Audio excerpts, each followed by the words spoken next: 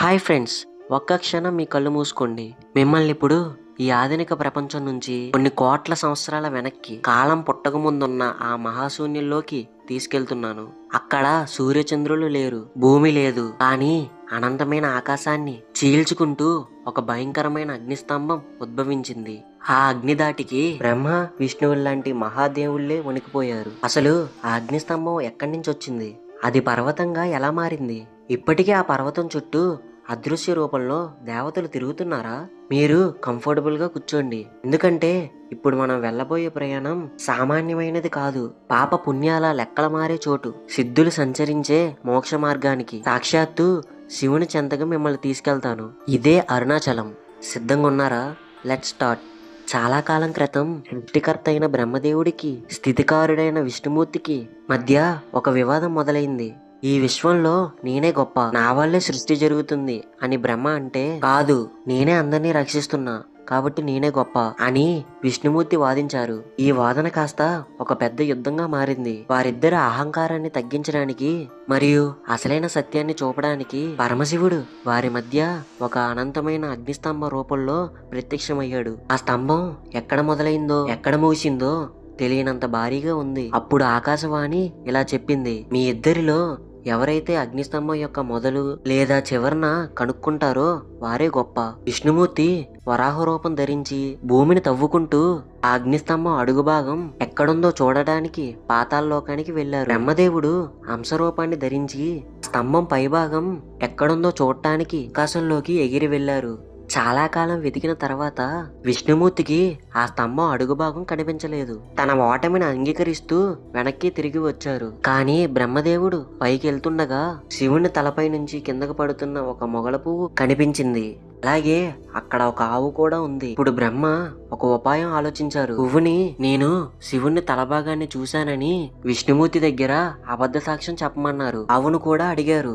ఆవు మొదట భయపడిన బ్రహ్మ మాట వినక తప్పదని అనుకుంది. తిరిగి వచ్చిన తర్వాత విష్ణుమూర్తి తనకు అడుగు భాగం దొరకలేదని నిజం చెప్పారు. కానీ బ్రహ్మ మాత్రం తాను శిఖరాన్ని చూశానని అబద్ధం చెబుతూ మొగల పువ్వుని సాక్ష్యంగా చూపించారు. బ్రహ్మ ఆడిన అబద్ధానికి శివుడు ఉగ్రరూపం దాల్చి అగ్నిస్తంభం నుండి బయటకు వచ్చారు. అబద్ధం చెప్పినందుకు బ్రహ్మదేవుడికి భూలోకంలో ఎక్కడ ఆలయాలు ఉండవని శివుడు శపించారు. తప్పుడు సాక్ష్యం ఇచ్చిన మొగల పువ్వును పూజలకు పనికిరాకుండా చేశారు. ఆవు తలతో అబద్ధం చెప్పిన తోకతో నిజం చెప్పిందని ఈ తోకకే పూజలు జరుగుతాయని చెప్పారు. నిజాయితీగా ఓటమిని ఒప్పుకున్న విష్ణుమూర్తిని ఆశీర్వదించారు. అరుణాచలం ఎలా ఏర్పడిందంటే, బ్రహ్మ మరియు విష్ణువుల కోరిక మేరకు ఆ వేడిని భరించలేక లోకాలన్నీ ఇబ్బంది పడకుండా ఉండాలని శివుడు అనంతమైన అగ్నిస్తంభాన్ని ఒక పర్వతంలాగా మార్చి శాంతిపరిచారు. అందుకే అరుణాచల పర్వతం శివుణ్ణి స్వరూపంగా భావిస్తారు. ప్రతి సంవత్సరం కార్తీక మాసంలో కొండపైన వెలిగించే కార్తీక దీపం మహా అగ్నిస్తంభం గుర్తుగా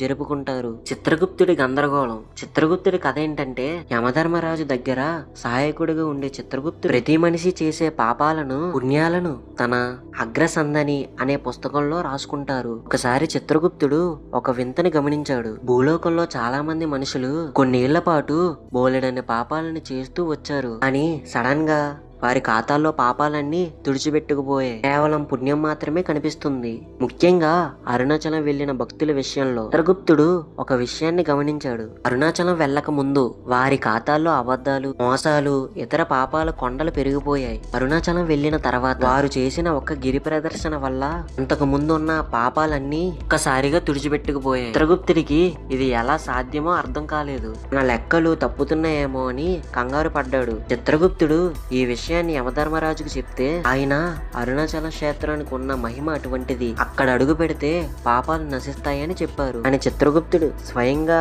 ఆ మహిమలను చూడాలని భూలోకానికి వచ్చారు. అరుణాచలం పర్వతం చుట్టూ తిరుగుతున్న భక్తుల్ని చూశాడు. ఆయన అప్పుడు ఒక నిర్ణయానికి వచ్చారు.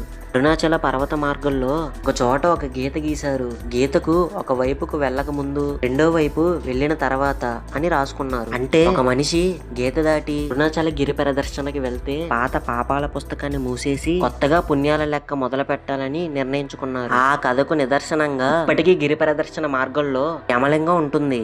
దానికి దగ్గరలో చిత్రగుప్తుడికి సంబంధించిన విశేషాలు కూడా చెబుతుంటారు. గిరి ప్రదర్శన చేసే భక్తులు ఈ యమలింగం దగ్గరికి రాగానే తమ పాపాలను క్షమించమని, ఇకపై మంచి దారిలో నడుస్తామని కోరుకుంటారు. చిత్రగుప్తుడు గీసిన గీత మనలోని చెడును వదిలేసి మంచి వైపుకు వెళ్ళడానికి ఒక సంకేతం. అరుణాచలం వెళ్ళడం అంటే కేవలం ఒక ప్రదేశం చూడటం కాదు, అది ఒక మనిషి జీవితంలో వచ్చే ఒక టర్నింగ్ పాయింట్. అరుణాచలం చుట్టూ చేసే గిరి ప్రదర్శన దూరం సుమారు 14 కిలోమీటర్లు. భక్తులు పర్వతం చుట్టూ ఉన్న రోడ్డు మార్గంలో నడుస్తూ 8 దిక్కుల్లో ఉన్న అష్టలింగాలను ఇంద్ర, అగ్ని, నిరుతి, వరుణ, వాయువు, కుబేర మరియు ఈశాన్య లింగాలు దర్శించుకుంటారు. ఇక్కడ ఆసక్తికరమైన రహస్యం ఉంది. గిరి ప్రదర్శన చేసేటప్పుడు ఒక నియమం పాటిస్తారు. గిరి ప్రదర్శన చేసేటప్పుడు మనుషులు ఎప్పుడు రోడ్డుకి ఎడమ వైపున నడవాలి. ఎందుకంటే మనం కొండను సాక్షాత్తు శివుడిగా భావిస్తాం కాబట్టి శివుడికి వీలైనంత దగ్గరగా ఉండాలని చెప్తారు. పురాణం ప్రకారం ఈ కొండ చుట్టూ ఇప్పటికీ కొన్ని కోట్ల మంది సిద్ధులు,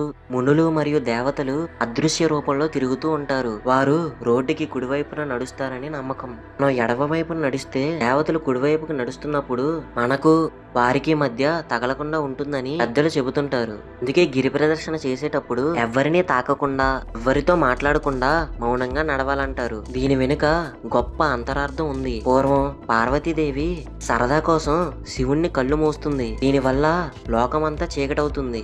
తన తప్పు తెలుసుకున్న పార్వతీదేవి ప్రాయశ్చిత్తం కోసం తపస్సు చేయాలని నిర్ణయించుకుంటుంది. శివుడు ఆమెను అరుణాచలం వెళ్ళమని చెబుతారు. పార్వతీదేవి ఇక్కడికి వచ్చి గౌతమ్ మహర్షి సూచన మేరకు ఈ పర్వతం చుట్టూ భక్తితో గిరి ప్రదర్శన చేస్తుంది. ఆమె నిరంతరం ప్రార్థనకు మెచ్చిన శివుడు కార్తీక పౌర్ణమి నాడు జ్యోతి స్వరూపంగా ప్రత్యక్షమై పార్వతీదేవికి తన శరీరంలో సగభాగాన్ని అర్ధనారీశ్వరుడిగా మారతాడు. అమ్మవారే స్వయంగా గిరి ప్రదర్శన చేసి శివుణ్ణి పొందింది కాబట్టి అప్పటి నుండి భక్తులు తమ కోరికలు తీరడానికి, పాపాలు పోవడానికి గిరి ప్రదర్శన చేయడం ఆచారంగా మారింది. ఈ 14 కిలోమీటర్ల ప్రయాణం కేవలం నడక కాదు, ఇది మనలో ఉన్న అహంకారాన్ని కరిగించి మనల్ని దైవానికి దగ్గరగా చేసి ఒక ఆధ్యాత్మిక యాత్ర. దేవతలు కూడా నడిచే ఈ మార్గంలో మనం నడుస్తున్నామంటే మనం ఎంతో అదృష్టం చేసుకున్నట్టే. ఒకటి గుర్తుపెట్టుకోండి, అరుణాచలం మిమ్మల్ని పిలుస్తుందంటే మీ జీవితంలో ఒక అద్భుతం జరగబోతుందని అర్థం. ఆ పిలుపు కోసం మీరు కూడా ఎదురు చూస్తున్నట్లయితే కామెంట్స్ లో అరుణాచలం శివ అని టైప్ చేయండి. ఈ వీడియో అరుణాచలం వెళ్దాం అనుకుంటున్న మీ ఫ్రెండ్స్ కి షేర్ చేయండి. అలాగే సబ్స్క్రైబ్ కూడా చేసుకోండి. మరొక ఇంట్రెస్టింగ్ మిస్టరీతో మళ్ళీ కలుద్దాం. ఓం నమః శివాయ.